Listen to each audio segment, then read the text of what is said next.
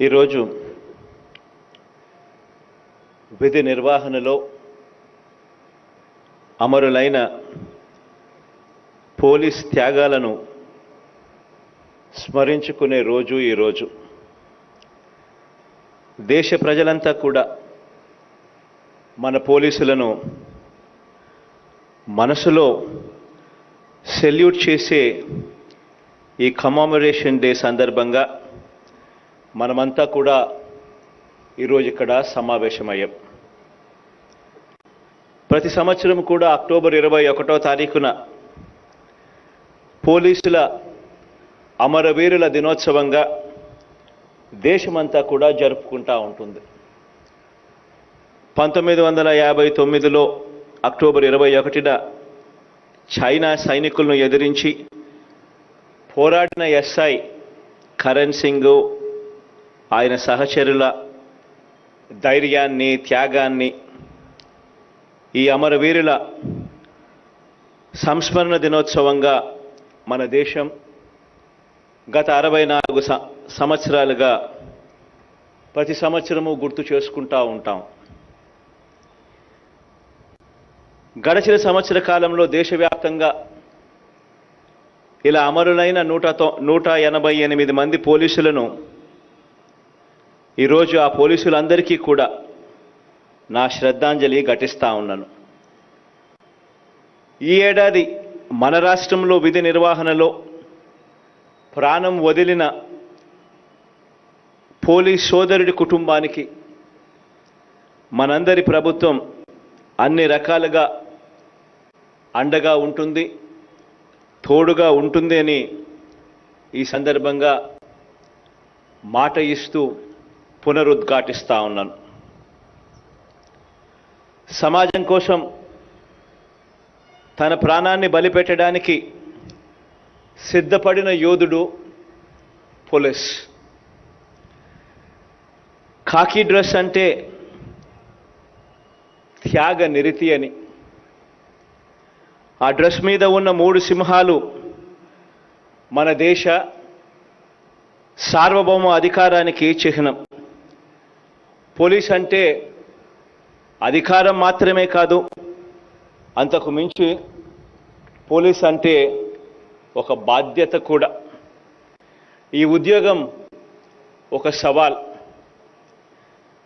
మరి ముఖ్యంగా నేరం వేగంగా కూడా తన రూపాన్ని మార్చుకుంటా ఉన్న ఈ యుగంలో అంతకు మించిన వేగాన్ని అందుకుంటేనే పోలీసింగ్ విలువ అనేది ఉంటుంది. పోలీసింగ్కు ఈరోజు కొత్త టెక్నాలజీ వల్ల సమాజంలో వచ్చిన మార్పులకు అనుగుణంగా సైబర్ సెక్యూరిటీ నుంచి డేటా థెఫ్ట్ వరకు, డేటా థెఫ్ట్ నుంచి సైబర్ హెరాస్మెంట్ వరకు ప్రతి అంశంలోనూ కూడా నేరాలన్నీ కూడా నిరోధించడానికి, నేరాల మీద దర్యాప్తు చేసి శిక్ష వేయటానికి పోలీసులు ఎంతగానో అప్డేట్ కావలసిన యుగంలో ఈరోజు మనమంతా ఉన్నాం. ఫోన్లు, స్మార్ట్ ఫోన్లు, ఇంటర్నెట్ వాడకం వల్ల సైబర్ ప్రపంచంలో మరో చీకటి ప్రపంచం సృష్టించుకొని నేరాలు చేస్తూ ఉన్న వారిని ఎదుర్కోవాల్సిన ఒక బృహత్తర బాధ్యత కూడా ఈరోజు పోలీసుల భుజస్కంధాల మీద మరింతగా వచ్చి పడింది. రకరకాల నేరాలతో పాటు కొత్త టెక్నాలజీని అనూహ్యంగా వాడుకొని విజృంభించే అసాంఘిక శక్తులు విసిరే సవాళ్లను ఎప్పటికప్పుడు సమాధానం చెప్పాల్సిన బాధ్యత మనందరి మీద కూడా ఉంది. హోంగార్డులు, కానిస్టేబుల్ల నుంచి ఎస్పీలు, డీజీపీల వరకు ప్రతి ఒక్కరూ కూడా మారుతా ఉన్న ఈ సమాజం విసురుతా ఉన్న కొత్త సవాళ్లకు సమాధానం చెప్పటానికి మనందరం కూడా సిద్ధం కావాలి. నేర నిరోధం, నేర దర్యాప్తు ఈ రెండింటిలోని కూడా మన పోలీసులు అత్యాధునిక సైబర్ టెక్నాలజీ ఉపయోగిస్తూ దేశంలోనే అగ్రగాములుగా ఉన్నారన్న వాస్తవం ఈ డివిజన్లో 130 మంది సాంకేతిక పోలీసింగ్ నిపుణులను మనం ప్రజల కోసం పని చేస్తూ ఉన్న వాస్తవం మన ప్రజలకు ఎంతో ధైర్యాన్ని ఇస్తూ ఉంది ఈ విషయాలు. ఇదే సమయంలో అసాంఘిక శక్తులనే పదాన్ని మనం రీడిఫైన్ చేయాల్సిన అవసరం కూడా ఇటీవల కాలంలో జరిగిన అనేక సంఘటనలు చూసినప్పుడు మనందరికీ కూడా ఇది ప్రస్ఫుటంగా కనిపిస్తూ ఉంది. ప్రశాంతంగా సాగిపోతా ఉన్న ప్రజా జీవనాన్ని తమ స్వార్థం కోసం దెబ్బతీస్తున్న శక్తులన్నీ కూడా అసాంఘిక శక్తులే. ప్రభుత్వం మీద, సమాజం మీద దాడి చేసి మునగడ సాగించాలి అనుకునే శక్తులు, ఇలాంటి శక్తులన్నీ కూడా అడవుల్లోనో అజ్ఞాతంలోనో కాదు, ప్రజా జీవితంలో ఉంటూ అదే ప్రజా జీవితం మీద దాడి చేయటాన్ని కూడా మనమంతా కూడా ఈ మధ్యకాలంలో చూస్తూ ఉన్నాం.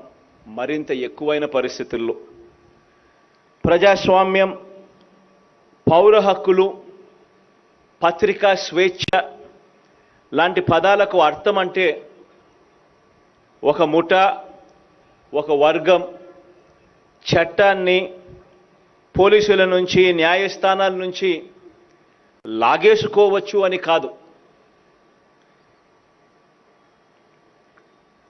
మొన్ననే మనమంతా కూడా చూసాం. నూజివీడులో విధి నిర్వహణలో ఉన్న ఒక పోలీస్ కానిస్టేబుల్ను చంపటం కానివ్వండి, మన కళ్ళ ఎదుటనే జరిగిన సంఘటనలు ఇవన్నీ కూడా. అంగళ్ళల్లో సాక్షాత్తు ప్రతిపక్ష నాయకుడు తన పార్టీ వారిని రెచ్చగొట్టి పోలీసుల మీద దాడి చేయించడము, ఆ తర్వాత పుంగనూరులో 40 మంది పోలీసులకు తీవ్ర గాయాలయ్యేలా, చివరికి ఒక పోలీస్ సోదరుడి కన్ను కూడా పోయేలా శాంతి భద్రతలకు విఘాతం కలిగించడం కానివ్వండి, అవినీతి చేసి నేరాలు చేసి ఆ పైన ఆధారాలన్నీ చూసిన పిమ్మట న్యాయస్థానాలన్నీ కూడా వీరికి అనుకూలంగా న్యాయస్థానాలలో తీర్పు రాకపోయేసరికే చివరికి ఆ న్యాయమూర్తుల మీద కూడా ట్రోలింగ్ చేస్తారు. టీవీలలో వాళ్ళకు సంబంధించిన టీవీ ఛానళ్లలో డిబేట్లు నడుపుతారు. తమను ఎవరూ కూడా ఏమీ చేయలేరన్న అహంకారంతో ఇవన్నీ కూడా చేస్తూ ఉంటారు.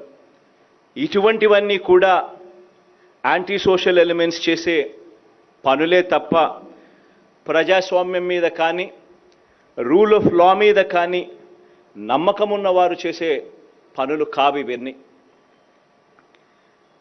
తమ స్వార్థం కోసం ప్రజల జీవితాలతో ఆడుకుంటూ అన్రెస్ట్ క్రియేట్ చేసే ఇలాంటి దుర్మార్గుల విషయంలో ఎలాంటి మొహమాటము లేకుండా చట్టానికి పని పెట్టండి అని, ప్రజలకు మంచి చేసే విషయంలో ప్రజలకు రక్షణ కల్పించే పోలీసుల మీద దాడి చేసే ఇటువంటి దుష్ట శక్తులకు మనం గుణపాఠం నేర్పకపోతే ఇక సమాజంలో ఎవరికి రక్షణ ఉంటుంది అన్నది కూడా మనమంతా కూడా ఆలోచన చేయాల్సిన అవసరం ఉన్న విషయం.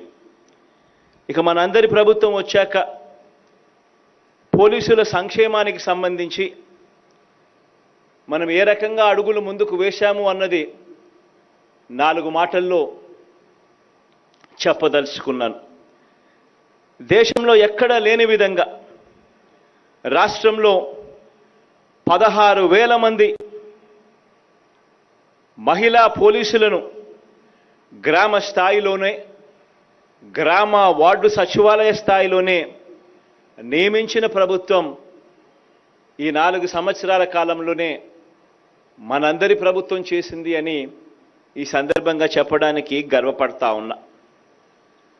దేశంలో ఎక్కడా లేని విధంగా కూడా ఒక దిశ యాప్ తీసుకొని రావడం, దిశ పోలీస్ స్టేషన్ను తీసుకొని రావడం, దిశ పబ్లిక్ ప్రాసిక్యూటర్లను నియమించడం ప్రతి జిల్లాలోనూ, ఇలా అక్క చెల్లెమ్మల మీద వారి భద్రత మీద ఇంతగా ధ్యాస పెట్టిన పరిస్థితులు కూడా గతంలో ఎప్పుడూ ఏ రాష్ట్రంలోనూ కూడా జరగని విధంగా, గతంలో ఎప్పుడూ జరగని విధంగా చేస్తూ ఉన్నది కూడా ఈరోజు ఈ 4 సంవత్సరాల కాలంలో మనందరి ప్రభుత్వంలో మన పోలీస్ సోదరులు అని చెప్పడానికి సంతోషపడతా ఉన్నా. ఈ ఒక్క దిశ యాప్ ఈరోజు రాష్ట్రంలో 1,25,00,000 మంది అక్క చెల్లెమ్మల ఫోన్లలో ఈరోజు రిజిస్టర్ అయి ఉంది. ఈ యాప్ వల్ల ఆపదలో ఉన్న అక్క చెల్లెమ్మలు SOS బటన్ నొక్కడం వల్లనో, లేకపోతే వాళ్ళు ఫోన్ గట్టిగా షేక్ చేయడం వల్లనో దాదాపుగా 31,200 మంది అక్క చెల్లెమ్మలను మన పోలీసులు సమయానికి అక్కడికి చేరుకొని భద్రత కల్పించిన పరిస్థితులు కూడా మన రాష్ట్రంలోనే మన పోలీసుల ఆధ్వర్యంలోనే జరిగింది అని చెప్పడానికి మన పోలీసుల తరపున మీ ముఖ్యమంత్రిగా గర్వపడతా ఉన్నాను అని సందర్భంగా తెలియజేస్తా ఉన్నాను. మరిన్ని అడుగులు వేస్తూ పోలీసులకు ఇంకా మంచి జరిగించాలి అని తాపత్రయంతో అడుగులు వేస్తా ఉన్నాం. దేశంలో ఎప్పుడూ కూడా జరగని విధంగా, చూడని విధంగా పోలీసులకు ఎప్పుడూ జరగని విధంగా వీక్లీ ఆఫ్ కాన్సెప్ట్ను తీసుకొచ్చే ఒక గొప్ప అడుగు కూడా మనందరి ప్రభుత్వంలోనే పడింది. దీనికి సంబంధించి పోలీసుల మీద ఈ ఒత్తిడి తగ్గించేందుకు అడిషనల్ పోలీసుల రిక్రూట్మెంట్ చేయాల్సిన అవసరం ఉంది అన్న సంగతి తెలిసి గ్రామ స్థాయిలో 16,000 మహిళా పోలీసులను మనం రిక్రూట్ చేయడమే కాకుండా మరొక 6,500 పోస్టులు దాదాపుగా క్రియేట్ చేసేందుకు 6,100 పోలీస్ కానిస్టేబుళ్ల పోస్టులు, 4,450 SIల పోలీసుల నియామకాలు, వీటినన్నిటినీ కూడా క్రియేట్ చేసేందుకు అడుగులు వేగంగా కూడా మన ప్రభుత్వం ఆధ్వర్యంలో పడ్డాయి. అన్ఫార్చునేట్గా ఈ విషయం కోర్టుల దాకా వెళ్ళి కాస్త జాప్యం జరుగుతూ ఉన్న నేపథ్యంలో ఈరోజు ఈ సందర్భంగా పోలీసు ఉన్నతాధికారులైన డీజీపీ గారికి అందరికీ కూడా నేను ఒకటే విన్నవిస్తా ఉన్నాను. త్వరితగతిన ఈ విషయాలన్నీ కోర్టుల్లో ఒక సొల్యూషన్ తీసుకొని వచ్చి ఈ రిక్రూట్మెంట్ ప్రాసెస్ ఎంత వీలైతే అంత ఫాస్ట్గా కంప్లీట్ చేయమని చెప్పి కూడా డీజీపీ గారిని ఈ సందర్భంగా మీ తరపున విజ్ఞప్తి కూడా చేస్తూ ఉన్నాను. రాష్ట్రంలో ఇప్పటికే 4 కొత్త IR బెటాలియన్లు కూడా తీసుకురావడం కూడా ఇప్పటికే జరిగింది. కరోనా వల్ల మరణించిన పోలీస్ కుటుంబాలకు ఇది నిజంగా దేశంలో ఎప్పుడూ ఎక్కడ జరగని విధంగా దాదాపుగా 201 పోలీసులు కరోనా సమయంలో ప్రాణాలు వాళ్ళు కోల్పోతే ఏ రాష్ట్రంలోనూ కూడా ఆదుకోనంతగా ఆ పోలీస్ కుటుంబాలను ఆదుకుంటూ దాదాపుగా రాష్ట్ర ప్రభుత్వమే కాకుండా రాష్ట్ర ప్రభుత్వం ఇంకా మిగిలిన వాళ్ళందరినీ కూడా ఏకం చేసి SBI, CSR ఫండ్స్ ఇటువంటివన్నీ కూడా ఏకం చేసి ఒక్కొక్క కుటుంబానికి 17 లక్షల రూపాయల ఆ కుటుంబానికి ఆర్థిక సహాయం చేసిన పరిస్థితులు దేశంలో ఏ రాష్ట్రంలో కూడా జరగనంతగా తోడుగా నిలబడ్డాము అని చెప్పడానికి కూడా ఈ సందర్భంగా సంతోషపడతా ఉన్నాను. అదేవిధంగా ప్రతి అడుగులోనూ కూడా పోలీస్ సోదరులకు ప్రతి విషయంలోనూ అండగా తోడుగా నిలబడాలి అని తాపత్రయంతోనే ఈ ప్రభుత్వం అడుగులు ముందుకు వేసింది. మనం రాకమునుపు హోంగార్డులకు సంబంధించిన జీతం ఒకసారి గమనించినట్లయితే ఎన్నికలకు 6-7 నెలల ముందు వరకు అంటే జూలై 2018 వరకు హోంగార్డుల జీతం అప్పట్లో ఇచ్చింది కేవలం 12,000 రూపాయలు మాత్రమే ఇస్తా ఉన్న పరిస్థితులు ఉంటే మనందరి ప్రభుత్వం అధికారంలోకి వచ్చిన వెంటనే మొట్టమొదటి రోజు నుంచే మరింతగా పెంచి ఈ 52 నెలలుగా ఆ ప్రతి హోంగార్డుకు ఇస్తా ఉన్న జీతం 21,300 రూపాయలు. ఇంతగా మనసు పెట్టి ప్రతి కానిస్టేబుల్ గురించి కానీ ప్రతి హోంగార్డు గురించి కానీ వారికి మంచి చేయాలి అని తాపత్రయంతో అడుగులు పడతా ఉన్నాయి. కానిస్టేబుల్ల నియామకాలలో హోంగార్డ్స్కు గతంలో ఉన్న రిజర్వేషన్స్ కానిస్టేబుళ్లకు పరంగా 8% రిజర్వేషన్లు ఉంటే ఆ రిజర్వేషన్లను మనం 15% పెంచాం.